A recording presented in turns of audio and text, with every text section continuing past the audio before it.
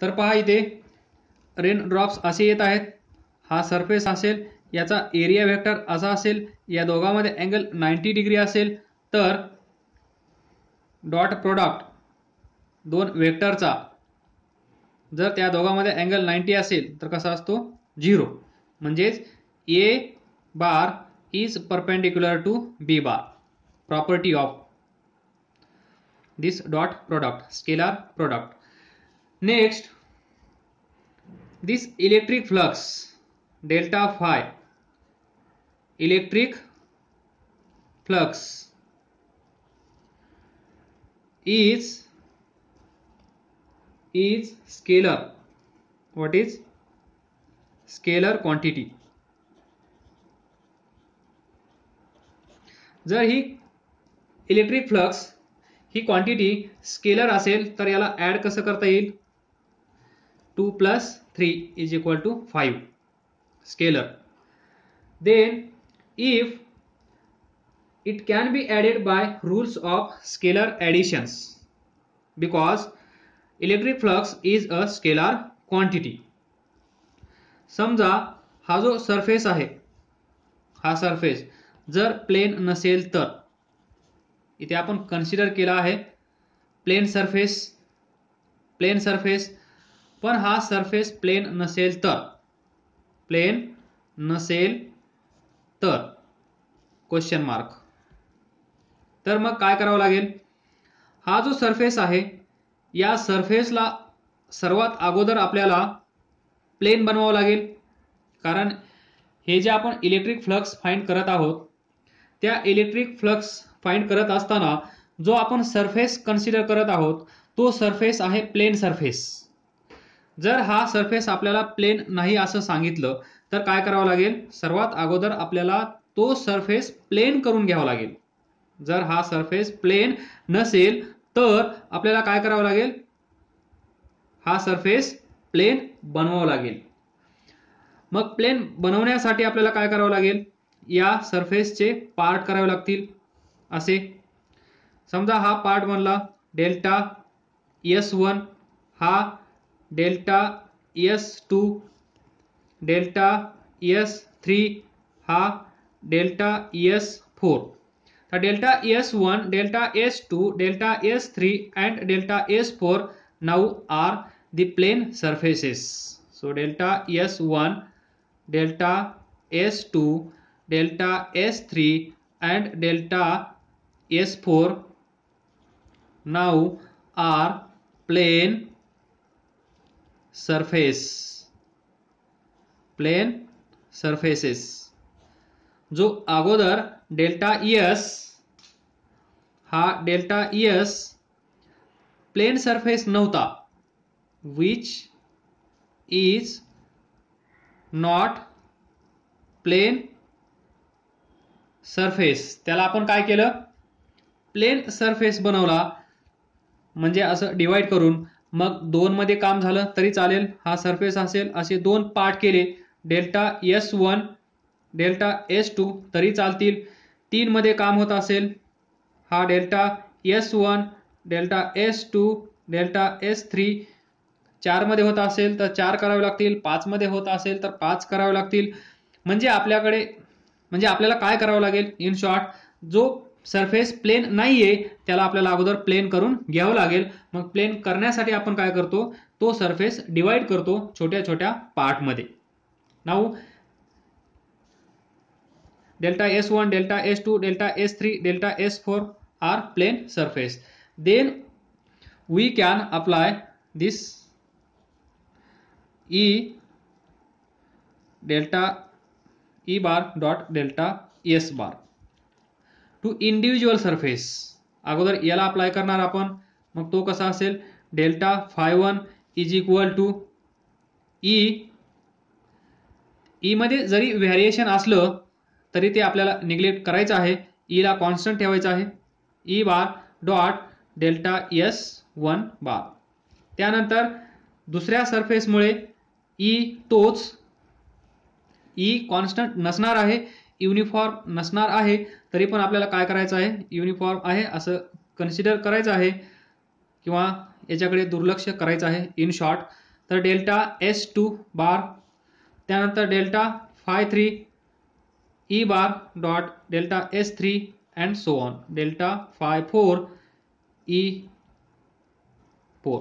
त्यानंतर काय करायचं आहे, डेल्टा फाय फाइंड करण्यासाठी तुम्ही असं करा, delta phi1 plus delta phi2 plus delta phi3 plus delta phi4.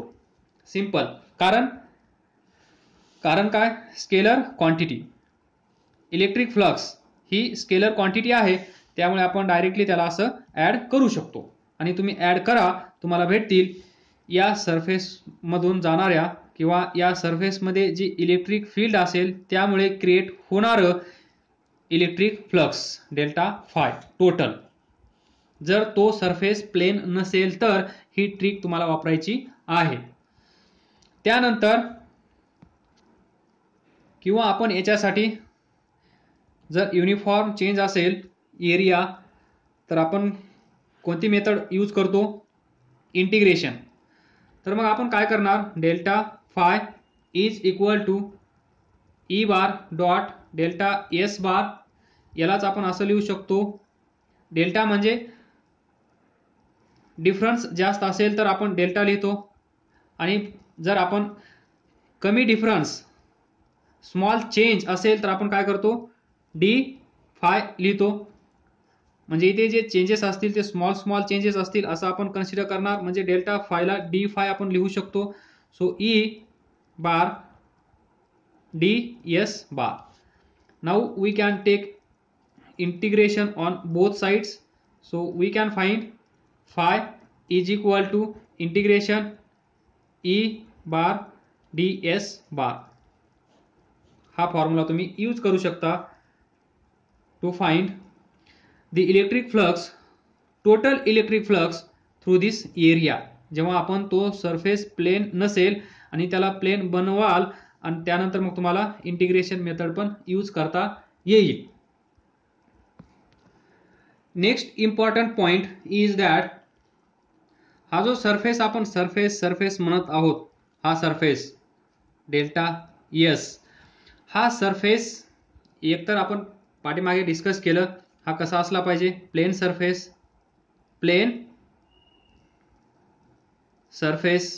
जर तो प्लेन सरफेस नसेल तर त्याला आपण प्लेन सरफेस मध्ये कन्वर्ट करणार. त्यानंतर हा झाला पहिला. दुसरा महत्वाचा पॉइंट, हा जो सरफेस आहे हा सरफेस कसा असला पाहिजे, surface under consideration, surface under consideration should be close. Close म्हणजे कसं, हा सरफेस जो आहे तो सरफेस क्लोज आहे. दिस सरफेस असा असला पाहिजे, तो सरफेस असा नसला पाहिजे, तो सरफेस असा नसला पाहिजे.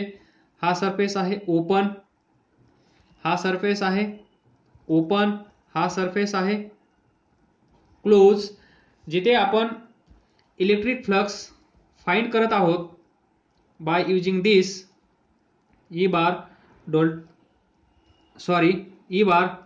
डॉट डेल्टा एस, याचा यूज करून आपण इलेक्ट्रिक फ्लक्स जिथे फाइंड करत असाल तिथे लक्षात ठेवायचं आहे, सरफेस कसा असला पाहिजे, close. Surface under consideration should be close, otherwise we cannot apply this formula here and here. इथे आपण यूज करू शकतो, इथे करू शकत नाही, इथे करू शकत नाही. हे लक्षात ठेवा, हा खूप महत्वाचा पॉइंट आहे आणि याच्यावरच क्वेश्चन्स बनवतात. So surface under consideration should be close. तर पहा, spherical surface, for example spherical surface कसा असतो, क्लोज. नंबर 2, सेमी सर्कल किंवा सेमी सर्क्युलर सरफेस कसा असतो, ओपन. इथे तुम्ही अप्लाय करू शकता, इथे तुम्ही अप्लाय करू शकत नाही. म्हणजेच जर हे तुम्हाला यूज करायचं असेल तर तुम्हाला सेमी सर्क्युलर सरफेसला अगोदर काय करावं लागेल, स्पेरिकल सरफेस बनवावं लागेल. म्हणजेच क्वेश्चन मध्ये असा सरफेस दिलेला असेल आणि इथे चार्ज ठेवलेला असेल Q आणि विचारलं तुम्हाला find electric flux through this surface, find electric flux through this surface. तर तुम्हाला काय करावं लागेल, सर्वात अगोदर हा सरफेस असा स्पेरिकल बनवावं लागेल आणि स्पेरिकल बनवल्यानंतर मग तुम्ही आता हा फॉर्म्युला यूज करू शकता. नाहीतर तुम्ही म्हणाल इथे हा फॉर्म्युला आपण यूज करू शकत नाही, इथे हा फॉर्म्युला आपण यूज करू शकत नाही, एक्झाम मध्ये असा क्वेश्चन आला तर सॉल्व कसा करायचा, तर तो असा सॉल्व करायचा. 1/4 दिलेला असेल पार्ट तर त्याला कंप्लीट सर्कल बनवायचा, सर्क्युलर किंवा स्पेरिकल सरफेस बनवायचा आणि स्पेरिकल सरफेस बनवल्यानंतर मग तुम्ही हा फॉर्म्युला यूज करू शकता. Then we have third cylindrical surface. This हा कसा आहे, ओपन. मग इथे हा फॉर्म्युला यूज करायचा असेल तर आपण काय करणार, हा सरफेस क्लोज करणार. जसा हा सरफेस आपण एक्सटेंड करून क्लोज बनवलं, क्लोज सरफेस बनवला, त्याप्रमाणे मग हा पण आपण क्लोज करणार. आता हा सरफेस झाला क्लोज. मग आपण इथे यूज करू शकतो delta phi is equal to E bar dot delta S bar. ह्या होत्या महत्वाच्या इन्स्ट्रक्शन वाईल सॉल्विंग प्रॉब्लेम्स, ज्या तुम्हाला लक्षात ठेवायच्या आहेत आणि इथेच क्वेश्चन्स बनतात. हे सर्व 11वीचं डिस्कशन चालू आहे, आपण अजून 12वी मध्ये गेलेलो नाहीयेत. तर पहा, when last from this lecture, when flux of electric field is required we use small circular sign. Small circular sign, sign म्हणजे सिग्नेचर नाही, हा लक्षात ठेवा. On integral symbol, integral symbol जे पाठीमागे आपण लिहिलं होतं, phi is equal to integration of E bar d S bar. यालाच आपण कसं लिहिणार, फाय इज इक्वल टू हे इंटिग्रलचा जो सिम्बॉल आहे याच्यावर तुम्हाला स्मॉल सर्क्युलर साइन दिस असं ड्रॉ करायचं आहे. नंतर मग तुम्हाला असं लिहायचं आहे D S bar this. and here is the end of this first lecture. काय समजलं नसेल तर विचारा, समजलं असेल तर चांगली गोष्ट. अभ्यास करत राहा, पुढे जात राहा. All the best. Thank you. We will solve one small question on this concept. A square frame of edge 10 centimeter is placed with its positive normal making an angle of 60 degree with uniform electric field of 20 volt per meter. Find the flux of the electric field through the surface bounded by frame. लिहून घ्या, solve करण्याचा प्रयत्न करा. नाही solve झाला तर video play करा. तर पहा, square frame of edge, this is square frame of edge 10 centimetre, 10 centimetre, 10 centimetre, 10 centimetre, 10 centimetre is placed with its positive normal. Positive normal म्हणजे नॉर्मल समजतं, एरिया वेक्टर तो कसा असेल, या स्क्वेअर सरफेसला या स्क्वेअर फ्रेमला कसा असेल, परपेंडिक्युलर असा. तर आता इथे अशी लाईन मला काढता येणार नाही, त्यामुळे मी अशी काढतो. आलं लक्षात. ही जी लाईन आहे ही लाईन कशी आहे, ही लाईन आहे which is perpendicular to this surface, to this square frame. यालाच आपण काय म्हणतो, एरिया वेक्टर, म्हणजेच नॉर्मल टू दिस सरफेस. अशी लाईन मला काढता येणार नाही, म्हणून मी कशी काढली, व्हर्टिकली अपवर्ड. लक्षात ठेवा. Then this normal making an angle of 60 degree with uniform electric field. Electric field कसा आहे, युनिफॉर्म, आणि त्या इलेक्ट्रिक फील्डने या नॉर्मल सोबत किती अँगल केला आहे, 60. This angle 60 degree. Electric field E bar, this is delta S bar, area vector, that is here normal. Then find flux of electric field, that is delta phi is equal to question mark through the surface bounded by frame. म्हणजे या surface मधून, हा जो surface आहे या surface मधून, जसं आपण प्रत्येक वेळेस हा सरफेस घेतला, इथे या सरफेसला काय बनवलं आहे, स्क्वेअर. स्पेरिकल शेपला इथे स्क्वेअर बनवला आहे, बाकी चेंज काहीच केला नाही. तर लक्षात ठेवा, now we can find delta phi. So delta phi is equal to E bar dot delta S bar. It is equal to E dot delta S, E into delta S into cos theta, where theta is angle between E and delta S. E is electric field, delta S is area vector or here normal. तर E ची value किती दिली आहे, what is E,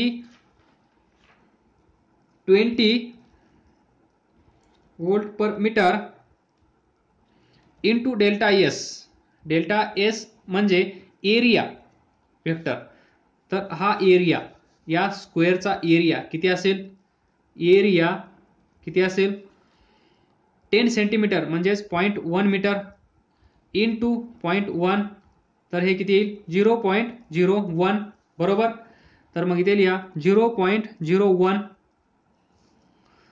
then into cos angle between delta S bar and E bar किती आहे,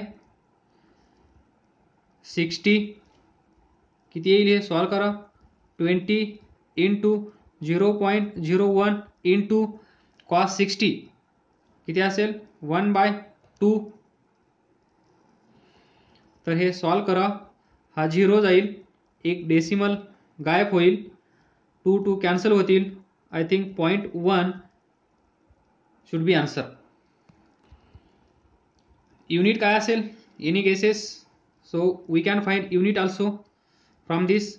delta phi is equal to E delta S cos theta, E volt per metre त्यांनी दिला आहे, डेल्टा एस मीटर स्क्वेअर, एक M cancel होईल, V M volt metre. This is the unit of delta phi, that is electric flux. 0.1 Vm is the electric flux passing through this frame, passing through this area. हे तुम्हाला अशा प्रकारे problem solve करायचे आहेत. भरपूर सारे problem मी देणार आहे, तर हा प्रॉब्लेम समजून घ्या, सारे असेच देतो. Next small question. uniform electric field exists in space. Find the flux of this field through cylindrical surface with axis parallel to the field. छोटासा क्वेश्चन आहे पहा. Question number 2. एक सिलेंड्रिकल सरफेस दिला आहे. दिस ही असेल या cylindrical सरफेसची axis आणि सांगितलं आहे the surface with the axis parallel to the field, that is find the flux of this field through a cylindrical surface with the axis parallel to the field. Parallel to the field. इथे field आहे, जे electric field आहे त्याची direction आणि axis म्हणजेच याची direction या ॲक्सिसला parallel आहे, म्हणजे या डायरेक्शन मध्ये इलेक्ट्रिक फील्ड दिला आहे. थोडक्यात अलग लक्षात. क्वेश्चन पहा. Find the flux that is delta phi is equal to question mark this field through a cylindrical surface. हा सिलेंड्रिकल सरफेस याच्यातून जाणारं इलेक्ट्रिक फ्लक्स आपल्याला फाइंड करायचं आहे. Surface with axis this axis parallel to the field. ही axis parallel आहे कुणाला? To the direction of electric field. तर सरफेस पहा, याचा सरफेस हा जो सिलेंड्रिकल सरफेस आहे याचा छोटासा सरफेस इथे तुम्ही कन्सिडर करा, छोटासा, आणि इथे नॉर्मल ड्रॉ करा. नॉर्मल म्हणजेच एरिया वेक्टर. तर पहा, to find delta phi we have E bar delta S bar is equal to we can write E delta S cos theta. Now E दिलेलं नाही असंच ठेवा, डेल्टा एस दिलेला नाहीये असाच ठेवा, कॉस थीटा. थीटाची व्हॅल्यू सांगा. Value of theta. What is theta? Theta is angle between E and delta S. तर इथे पहा ई कसा आहे? E left to right. Then area vector. Area vector कसा असतो? Area vector is always perpendicular to the surface. सिलेंडरचा surface पहा, हा सिलेंडर आहे, हा सिलेंडर, आणि या सिलेंडरचा हा सरफेस. या सरफेसला तो कसा असला पाहिजे? परपेंडिक्युलर. तर सिलेंड्रिकल सरफेसमध्ये, सिलेंड्रिकल शेपमध्ये तुम्हाला नॉर्मल किंवा एरिया वेक्टर कसा काढावा लागेल? असा.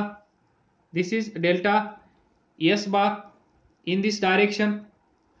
तर येते का लक्षात? या डायरेक्शन मध्ये डेल्टा एस बार आहे आणि या डायरेक्शन मध्ये इलेक्ट्रिक फील्ड आहे.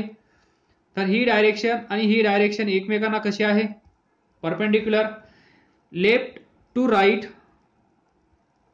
Electric field and this is direction of delta S bar.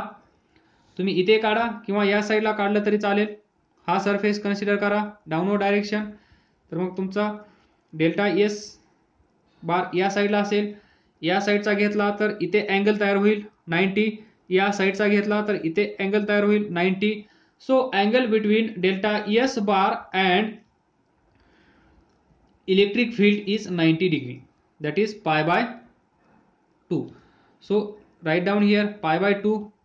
Now we can calculate flux through this cylindrical surface. किती येईल? cos pi by 2 0. So 0. लक्षात ठेवा a bar dot b bar is equal to a b cos theta. When a bar is perpendicular to b bar, a bar आणि b bar एकमेकांना perpendicular असतात त्यावेळेस dot product किती असतो? a bar dot b bar is equal to 0. So here we will get answer 0 electric flux passing through this surface. या surface मधून एकही electric flux pass होणार नाही. या सरफेसमधून एकही इलेक्ट्रिक फ्लक्स पास होणार नाही. Last point to discuss here. पहा, ही जी इलेक्ट्रिक फ्लक्स आहे delta phi is equal to 0 ही कशामुळे आहे? Due to this area vector. आपण इथे पण एरिया वेक्टर काढू शकतो, त्यानंतर इथे बी काढू शकतो, इथे पण काढू शकतो, इथे पण काढू शकतो, इथे पण काढू शकतो, इथे पण काढू शकतो, इथे पण काढू शकतो, इथे पण काढू शकतो, इथे पण काढू शकतो.